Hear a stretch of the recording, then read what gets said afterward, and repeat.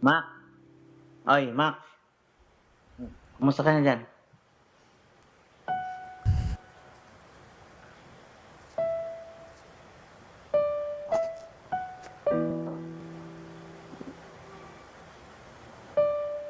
Hello, Mac, Pa, kumusta ka naman dyan?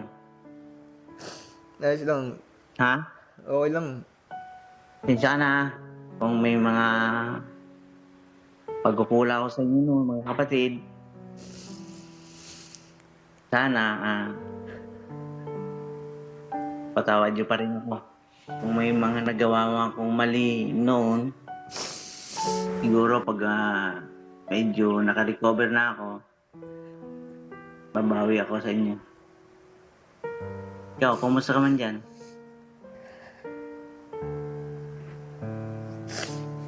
Ayos lang. Ma, Ayos lang. kaya mo yan. Nung panahon, may tiwala na ako sa iyo eh. Dahil naman tayo, nagkamali. Sa pagkamali ko, kung ginagawa ko mali sa inyong magkapatid, basta lagi maka, ano man mangyari, mahal na mahal kayo. Huwag mong kalilimutan yan.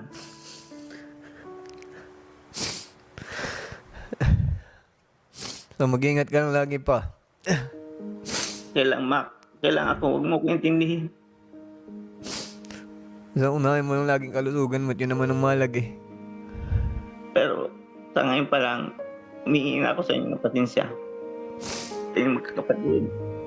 Sa mga pagkukulang ko.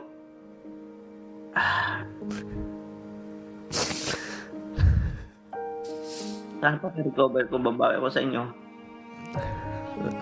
Recover saan? Anong nangyari? Na mild stroke lang ko, pero okay naman ako, nak. Huwag mo ko intindihin.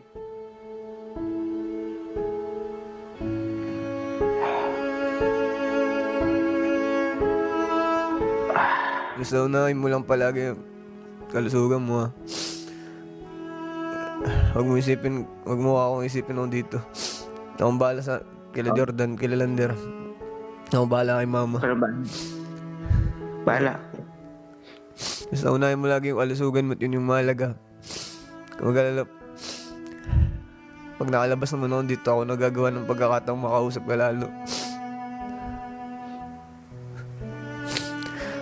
Masabi rin kila Mama Luna, mahal na mahal ko sila.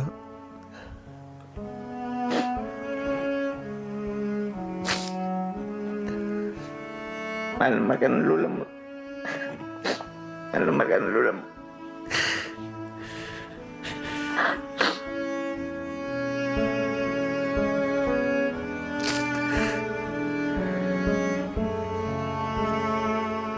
At lang.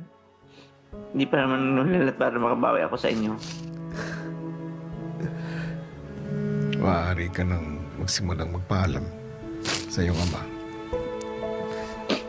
Ako nang gagawa ng pagkakataong makausap ka sa labas pa. Ito. Mag-ingat ka palagi. Paalam pa. Yeah. Ako bahala din, gagawin ko lang lahat dito. JM, Kuya, anong nararamdaman mo ngayon? nagulat ako kuya. Ito masakit din sa loob ko. Na nagtatanim ako ng sama ng loob sa kanya. Tapos iniinda po siyang ganun. Hindi ko na rin alam yung kung ano sasabihin ko kasi nagulat ako sa kung ano po lagay niya ngayon. Hindi ko man nasabi yung iba na gusto ko sabihin. Pero narinig ko naman po yung gusto ko marinig, kuya.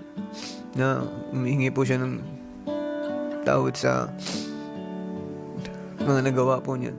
Sa kagustuhan po niyang makabawi sa aming magkakapatid. Paramdam ko po gumaan ho yung loob ko nung narinig ko ho yun. Gusto ko po siyang mayakap ng personal. Gusto ko po siyang nakausap ng personal. Gusto ko pong iatid sa kanya yung pagpapatawad ko yan ng personal. Kapag nasa labas na lang ho ako, gagawa ko ng pagkakataon na makausap po siya. JM, may mga pagkakataon naman talaga na hindi natin maiiwasan ang hindi pagkakaintindihan. Kahit ang mga magulang natin, kahit alam natin na tunay sila nagmamahal sa atin, tao pa rin tayong lahat, nagkakamali pa rin sila. Sa kabilang banda, tama na may kapatawaran. Hangad ko na simula na ito ng pagkakaayos ng relasyon ninyo kayo mag-ama para bumawi sa mga panahon na lumipas at hindi kayo magkapili. Tama din naman ang sinabi ng papa mo. Hindi pa huli ang lahat. Salamat po kuya, salamat po. Pakiramdam ko naman ho, gumaan ho yung loob ko. Mas nadagdagan ho ako ng rason kuya para lumaban po dito.